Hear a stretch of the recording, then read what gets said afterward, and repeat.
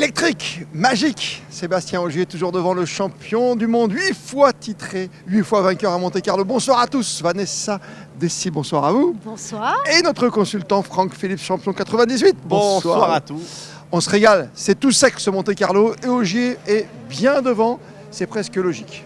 Mode gestion sur cette troisième étape. Oui.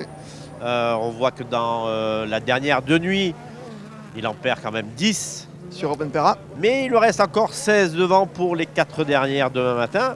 Ça devrait le faire. 16 secondes d'avance pour l'instant donc pour Ogier devant Rovanperä qui a 16 secondes d'avance sur Neuville. Solide, très solide leader. Et finalement, l'essentiel pour lui, c'était d'assurer et de conduire très très propre. Finalement, la stratégie paye puisqu'il rentre ce soir en fin de troisième étape avec 16 secondes d'avance devant Rovanperä. Rovanperä qui est là, champion du monde, le plus jeune champion du monde. 22 ans bien sûr, il a 16 secondes d'avance. Le bilan de cette journée signé Sébastien Ogier. Ouais, c'était la journée, à mes yeux, la plus difficile au niveau de la prise de risque et des crevaisons en fait. Et c'est vrai que c'est clairement identifié où je perds du temps. À chaque fois, c'est des sections où il y a beaucoup de cordes et où, je le sais, je suis hyper prudent parce que j'ai perdu tellement de courses ces derniers temps à cause de crevaisons que je fais mon maximum pour pas que ça se reproduise. À l'inverse, qu'aller prendre tous les risques dans ces sections-là. Ça passe pour lui pour le moment, tant mieux pour l'équipe parce qu'on est aussi dans une belle position pour faire un doublé. 16 secondes, c'est quand même bien. L'objectif, je vais dire, c'était plutôt 20. C'est un poil moins au vu du temps qu'il fait dans la dernière, mais pas d'alarme. Sébastien Ogier tout devant avec les Toyota qui sont là, peut-être pour un doublé, on l'a dit. Il y a même des triplés aujourd'hui, ça marche très très fort. Ça marche très très fort, ça revient très très fort à balle derrière. Il faut voir que Evans hier a perdu près de 37 secondes par rapport avec sa crevaison. Donc ça revient très très fort, peut-être un triplé. Le seul à pouvoir aller chercher finalement, c'est Toyota, Et oui, c'est Thierry Neuville. mis de côté par les Toyota depuis le début, Thierry Neuville est enfin dans le coup. Il signe le scratch dans la 12 et réitère l'événement dans la 13. Donc c'est plutôt pas mal, il remonte. C'est bien, il est là et on l'adore ici en Principauté de Monaco. Thierry Neuville qu'on a retrouvé sur le port tout à l'heure à l'arrivée de cette troisième étape. On est là, mais on est quand même un peu loin. Surtout la journée du vendredi a été très difficile pour nous. On manquait clairement de performance. Et, voilà, on a vu qu'avec les changements qu'on a fait pour aujourd'hui, on s'est rapproché un petit peu. Mais tout au long de la journée, j'ai essayé d'améliorer, mais j'ai jamais réussi à vraiment trouver le réglage qui me permettait d'être vraiment au niveau des filles. Vous êtes très vite, très rapide en ce moment. Il reste 4 spéciales, il y a encore un coup à faire. Hein. Ouais, c'est pas fini. C'est déjà Kalle Rovanperä, il a réussi à mettre la pression sur Ogier maintenant avec le chrono de ce soir. Donc il n'y a que 16 secondes entre les deux sur, je pense, 70 km demain. Oui. Et l'écart entre nous et Kalle, c'est le même, donc tout reste possible. Ouais, c'est fou, 16 secondes tous les deux. Ouais, et puis Kalle, il va clairement essayer d'aller chercher Ogier, ça va être sa target demain. Et je pense qu'il y a moyen, donc ça va être intéressant. On rappelle le classement, Vanessa, avec Ogier tout devant. Ogier, Rovanperä 16 secondes, juste derrière Neuville 32 secondes et enfin Evans 56 et Tanak toujours très loin à 1 minute 37. Et les Hyundai qui sont là, Ils sont là. qui rentrent derrière nous. Ça Ça rentre bien. Chez Ford, c'était plus compliqué que le petit doublé qui a connu les affres de l'abandon. Malheureusement pour lui, on va dire qu'hier c'était l'homme du jour avec sa souffrance, avec sa direction assistée. Malheureusement, sur le dernier virage, dans le premier, on va dire dans l'entrée du pont de la première spéciale, Juste à la fin, quoi. juste à la fin, il se décale un petit peu sur de la glace et il fait un demi-train arrière droit. Dommage, franchement dommage parce qu'il méritait vraiment de faire beaucoup mieux aujourd'hui. Pierre-Louis Louvet, donc, qui a touché juste avant l'arrivée. Voici sa réaction. Ouais, mais malheureusement, on a tapé dans le pont et bon voilà, on pouvait rien faire.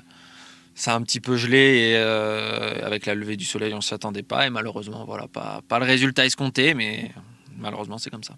Pierre-Louis Loubet, contraint à l'abandon, il a attendu une dépanneuse pendant 4 heures, mais il repartira demain. C'est ça le rallye Monte-Carlo. C'est ça qui est beau. Voilà, j'ai eu quelques infos cet après-midi, une exclusivité. Je pense qu'ils vont réparer, ils ont quelques heures pour réparer et ils repartiront demain pour marquer des points à la Power Stage. C'est ça qui est intéressant aussi de le rappeler, peut-être Franck Philippe, c'est qu'en Power Stage, on peut marquer 5 points.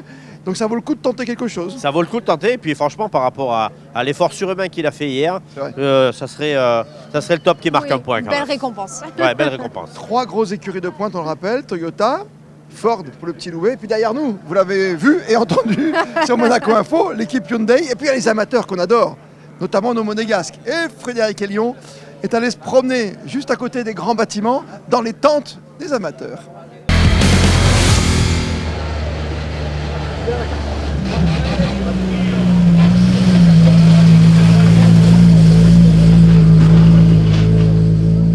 Vous le savez, sur Monaco Info, on aime mettre en avant les amateurs. Franck Phillips le répète souvent, le rallye, sans les amateurs, ce n'est pas vraiment du rallye. On a le plaisir d'être avec Bruno Ribéry ce soir. Bonsoir Bruno. Bonsoir. Merci de nous accueillir ici, au parc d'assistance. Première question, elle est simple, avant que vous nous expliquiez tout ce qui se passe derrière nous. Déjà, un petit débrief de la journée. Comment est-ce que ça s'est passé pour vous ? Dans l'ensemble, ça s'est très bien passé. Une bonne journée. Au vu des conditions qui sont rares pour Monte-Carlo, c'était tout sec. Voilà, bon, il y en a qui sont pas contents parce qu'ils préféraient la neige, mais nous, ça nous déplaît pas plus que ça. On a vu de l'expérience qu'on avait sur la neige.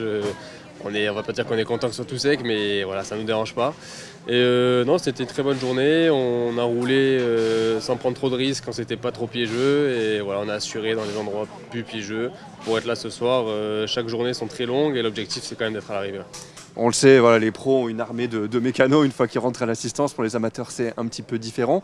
Voilà, expliquez-nous derrière vous combien de personnes bossent avec vous sur le team, sur la voiture, et qu'est-ce qui se passe tout simplement quand vous rentrez après une journée de spéciale au parc d'assistance. Nous, le team, du coup, ils ont 4 voitures. Et je pense qu'il y a à peu près 4-5 mécanos par voiture. Donc nous, quand on rentre, on pose la voiture ici. Eux, ils vérifient si on a des choses à faire sur la voiture, des changements ou quoi, ils les font maintenant. Et sinon, ils font des petits réglages, des vérifications, ils changent des pièces qui s'usent. Voilà, c'est le travail qu'ils font le soir. Ouais. Pour les non-initiés au rallye, expliquez-nous un petit peu, est-ce qu'il y a un temps limite, voilà, comment ça se passe en termes de réglementation? Oui, en fait, à partir du moment où on part le matin, tout est vraiment réglé comme une horloge. Et là, le soir, le temps d'assistance, c'est limité à 50 minutes. Donc voilà, on est obligé de faire tout ce qu'il faut faire dans ces 50 minutes. Sinon, si ça déborde, c'est une pénalité. Ça va le faire pour vous ce soir? Il n'y a pas trop eu de casse dans la journée? Oui, ça va, il n'y a pas grand-chose à faire, donc ça va aller, ouais. En tout cas, bonne route pour demain, et on suivra bien sûr les aventures de Bruno Ribéry, de tous les autres pilotes de monégasques, aussi de tous les pros dans une nouvelle émission, Les Experts sur Monaco Info. Les amateurs, c'est pour demain, la dernière du rallye Monte-Carlo, dernière étape bien sûr pour les grands aussi, ça va le faire pour Sébastien Ogier, oui ou non, 16 secondes d'avance pour un 9e titre. Ça se gère, mais par contre, 2 monuments.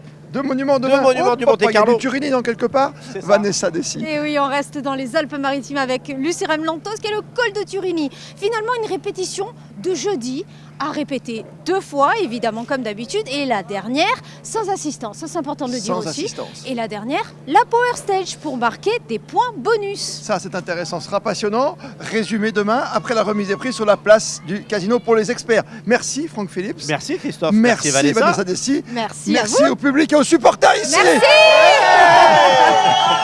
Et à demain.